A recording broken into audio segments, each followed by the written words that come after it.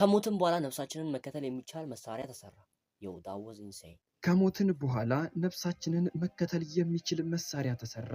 ተመራማሪዎች ከሞትን በኋላ ነፍሳችን ወዴት ይሄዳል ለሚለው መልስን ይዘው መጥተዋል። ከሞትን በኋላ ምን ይፈጠራል? ምን እንሆናለን?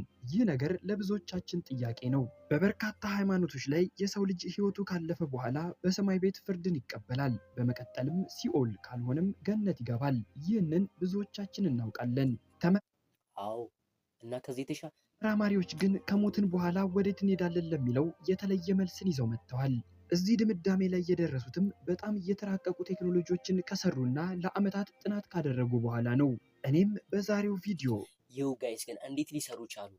በጣም ኢንተረስት ያደርጋል። ከሞትን በኋላ ነፍሳችን ወዴት ትሄዳለች ሲሉ ተመራማሪዎች ያስቀመጡትን መልስ አስቃኛችኋለሁ። በቅድሚያ ግን ወደዚህ ቻናል ምንም ትኩረት ሰጥተው ምርምር አድርገው አያውቁም። በ2022 የዛሬ 3 ዓመት ግን በሀገረ ሩሲያ ሚሊዮን ዶላሮች የፈሰሱበት ሰው ከሞተ በኋላ ምን ይፈጠራል የሚለው ላይ ብዛት ያላቸው ተመራማሪዎች ጥናትን አድርገዋል። ለዚህ ምርምር መነሻ የሆነውም በ2016 በሀገረ ካናዳ አንድ ግለሰብ የልብ ሕክምና እየተመላለሰ ይታከማል። ታዲያ በአንዱ ቀን በድንገት በሆስፒታል ውስጥ ሆኖ ህይወቱ ያልፋል። ዶክተሮቹም በሞተበት ጊዜ የጭንቅላቱን እንቅስቃሴ ይከታተላሉ። ታዲያ ግለሰቡ ልቡ ለምን ግን ውጪዎች የሆነ ነገር ተስፋ ማይቆርጡት? ቆምም ጭንቅላቱ ለተወሰነ ጊዜ በስራ ላይ ነበር። በዶክተሮቹ ገለጻም ይህ ግለሰብ ከሞተ በኋላ ህልም የሚመስል ነገር ሲያይ ነበር ብለዋል። ከዛ በኋላም በርካታ ተመራማሪዎች ከሞትን በኋላ ጭንቅላታችን ውስጥ ምን ይፈጠራል ለሚለው መልስን ይዘው መጥተዋል። የሰው ልጅ ከሞተ በኋላ ለ10 ደቂቃዎች ያክል ጭንቅላቱ ስራ አያቆምም። ይህም ማለት አንድ ሰው ሲሞት እንደሞተ ያውቃል። ይህ ብቻ ሳይሆን በነዛ በጣም የሚገርም ነው። ከሞትም በኋላ ሰው ራሱን ማወቅ 10 ደቂቃዎች ውስጥ በህይወት ውስጥ ደስተኛ የነበረባቸውን ቀናቶች በሙሉ ያስታውሳቸዋል። የሚወዳቸውን ሰዎች ትንሽ ከመንፈሳዊ ጋር የመገናኘት እንትን ነገር አለ። በህልሙ ያያቸዋል። በእነዚህ ደቂቃዎች ውስጥ የሞተው ሰው መጥፎ ነገሮችን ማየት እንደማይችልም ተመራማሪዎቹ ይናገራሉ። ደስተኛ የሆነባቸውን ቀናቶች ብቻ ነው። አንዳንዴም በዚህ ሀሳብ ውስጥ ሆኖ የሞተው ሰው እንባ ሊፈሰው ይችላል። ከ10 ደቂቃዎች በኋላ ግን ጭንቅላቱ ሙሉ በሙሉ ስራ ያቆማል። ታዲያ እነዚህ ተመራማሪዎች ከሞትን በኋላ ጭንቅላታችን ይሰራል ቢሉም ከሰውነታችን የሚወጣ ነፍስ አለ ወይስ የለም? ካለስ ነፍሳችን ወዴት ይሄዳል የሚለው ግን መልስ የላቸውም ነበር። የምር ግን ታምናላችሁ? እስቲ ኮሜንት ላይ። የሩሲያ ተመራማሪዎች ግን ይህንን ነገር ማጥናት ጀመሩ። ጥናቱን የጀመሩት ከ1971 ጀምሮ ነው። በወቅቱ በሀገር ሩሲያ ጋይስ አስባችሁታል? በ1971 በጣም ቆይቷል ማለት ነው።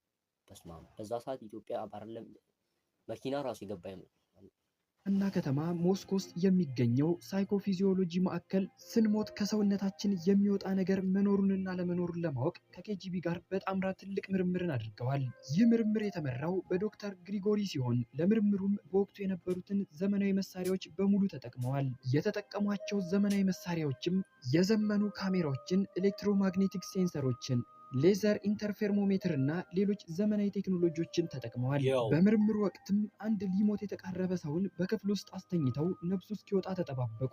ታዲያ ግለሰቡ ህይወቱ እንዳለፈ ከመሳሪያዎች ውስጥ አንዱ ከሰውየው ጭንቅላት ውስጥ ከባድ ኃይል እንደወጣ መዘገበ።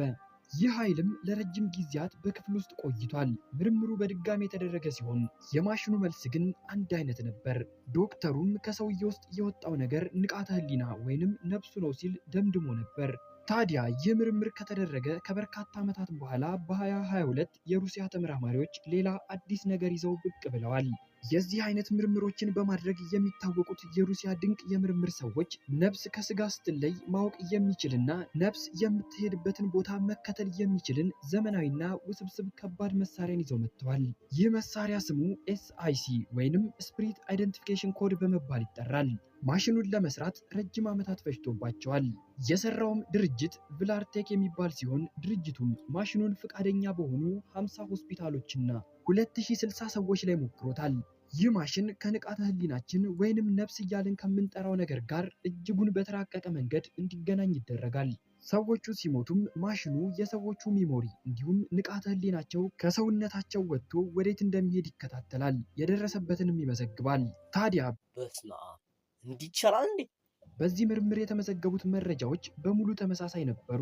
በመጀመሪያ ሰዎቹ ህይወታቸው እንዳለፈ ማሽኑ ከአእምሯቸው የሚወጣውን ሞገድ ይከታተላል። ማሽኑ በስራ ላይ ሳለ ግን ነፍስን መከታተል የቻለው ለጥቂት ደቂቃዎች ነበር። ምክንያቱም የሰዎች ንቃተ ህሊና ወይንም ነፍስ የሚጓዝበት ፍጥነት ለማሰብ እንኳን የሚከብድ ስለነበረ ነው። የሰዎቹ ነፍስ ይጓዙ የነበረውም ቢሊየን ላይት ይርስ ነበር።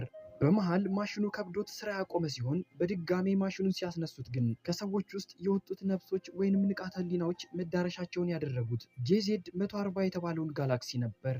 ተመራማሪዎቹ የሰዎቹ ነፍስ ወደዚህ ጋላክሲ ለምን ሄደ ለሚለው how can I prove ምንም አይነት መልስ የላቸውም። ብዙዎችም እዚህ ጋላክሲ ላይ ምን አለ፣ የሰዎች ነፍስ ከወጣ በኋላም ለምን ወደዚህ ጋላክሲ ሄዳል ለሚለው መልስን አላገኙም። አሁን ላይም በርካታ ሰዎች ኢንተርኔት ላይ ሰርች ከሚያደርጓቸው ነገሮች ውስጥ አንዱ ይህ ጋላክሲ ነው። ይህንን ነገር ወደፊት ጊዜ የሚፈታው ይሆናል። እናንተስ ስለዚህ ምርምር ምን ትላላችሁ? ዮ ጋይስ ታምናላችሁ? ለማመን ይከብዳል ጋይስ። እንግዲህ ዛሬ ቪዲዮን ይመስል ነበረ። በቀጣይ በአዲስ ቪዲዮ እንገናኛለን። እስከዛው ፓው